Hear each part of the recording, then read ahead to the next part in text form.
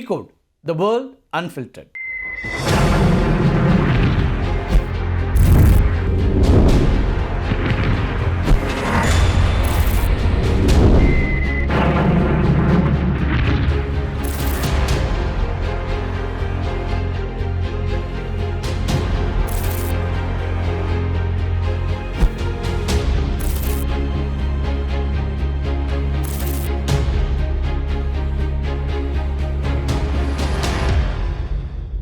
Iran மீதான operation Epic fury நடவடிக்கைங்கிறது முடிவுக்கு வந்துவிட்டது அப்படின்னு அறிவித்திருக்கிறார் அமெரிக்க வெளியுறவுத்துறை அமைச்சர் மார்கோ ரூபியோ. இது ஒரு அதிகாரப்பூர்வ அறிவிப்பாகவே கொடுத்திருக்காரு.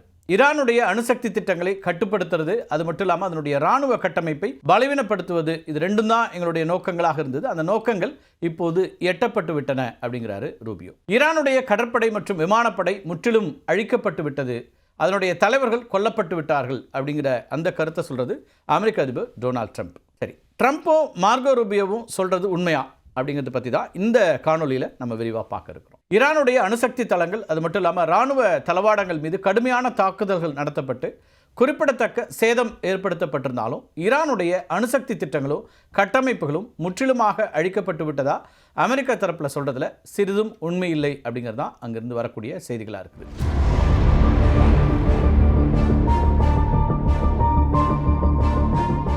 நிலத்தடி அணுசக்தி மையங்களை முழுமையாக ஒழிக்கிறது அப்படிங்கிறது குறுகிய கால தாக்குதல்களால் சாத்தியமற்றது அப்படின்னு சொல்கிறாங்க இராணுவ நிபுணர்கள். ஈரானுடைய முக்கியமான அணுசக்தி மையங்களான ஃபோடோ, அதே போல் நதான்ஸ் போன்றவை மிகவும் ஆழமான நிலத்தடி கட்டமைப்புகளில் அமைக்கப்பட்டிருக்கின்றன. குறுகிய கால இராணுவ நடவடிக்கைகள் மூலமாக இந்த மையங்களை முழுமையாக அழிக்கிறது அப்படிங்கிறது ரொம்ப ரொம்ப கடினமான ஒன்று. அணுசக்தி தொடர்பான அறிவியல் அறிவையும் தொழில்நுட்ப திறன்களையும் முழுமையாக அழிப்பது அப்படிங்கிறது சாத்தியமற்ற ஒன்று அப்படின்னு நிபுணர்கள் சொல்கிறாங்க. அதனால தான் ஈரானுடைய அணுசக்தி திட்டங்களை சில காலம் முடக்க முடிந்தாலும் அவை முற்றிலும் அழிந்து விட்டன அப்படின்னு சொல்ல முடியாது அப்படிங்கிறது தான் இப்போ மேற்குலக நாடுகளை சார்ந்த அறிவியலாளர்கள், அதே போல் தொடர்ச்சியாக இது குறித்து எழுதக்கூடியவருடைய கருத்தாக இருக்கு.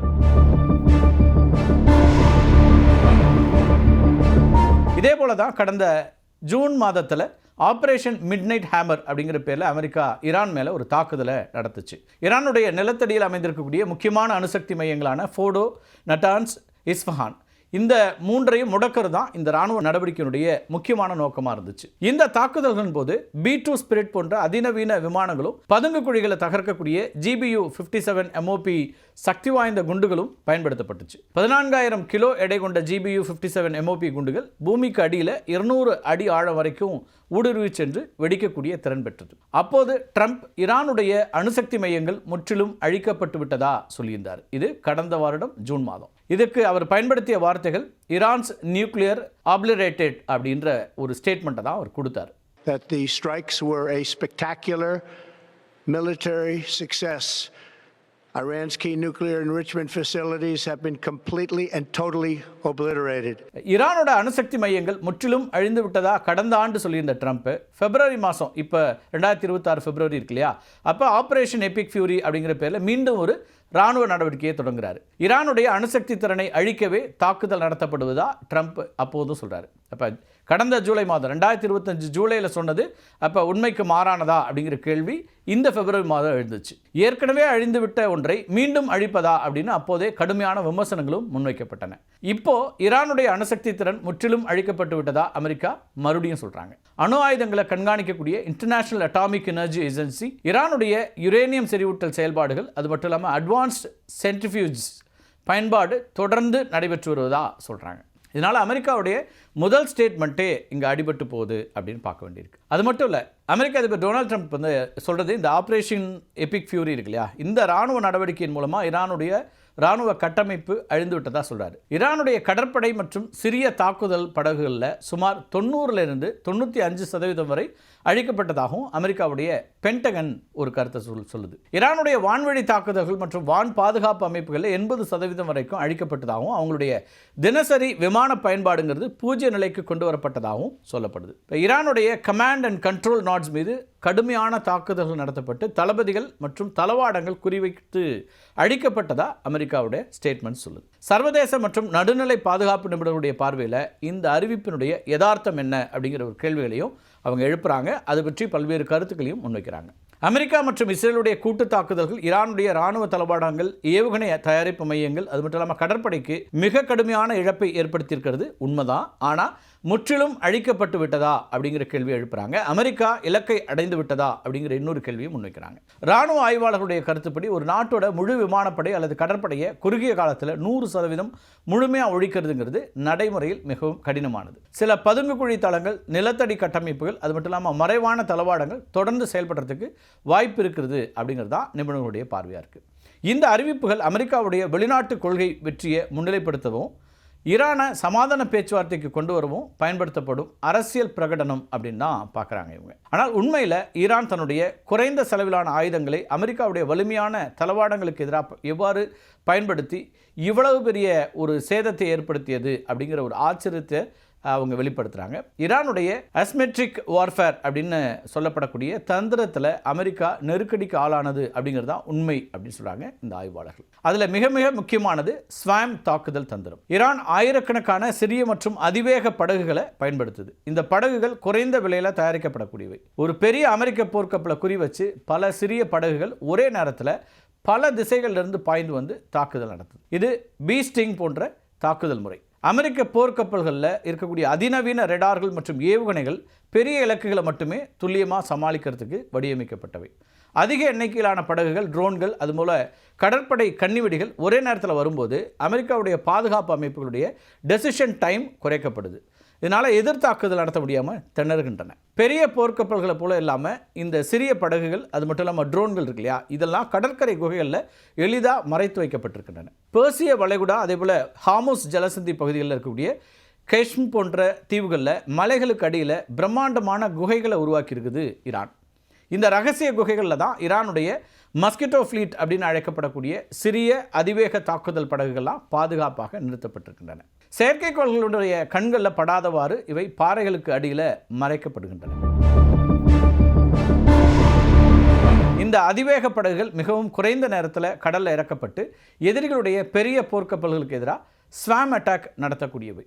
அமெரிக்காவால் இவற்றை முற்றிலும் அழிக்கிறது கடினம். அது மட்டும் இல்லாமல் ஈரான் இவற்றை மிக குறைந்த விலையில் உடனடியாக உற்பத்தி செய்து மீண்டும் களமிறக்க முடியும்.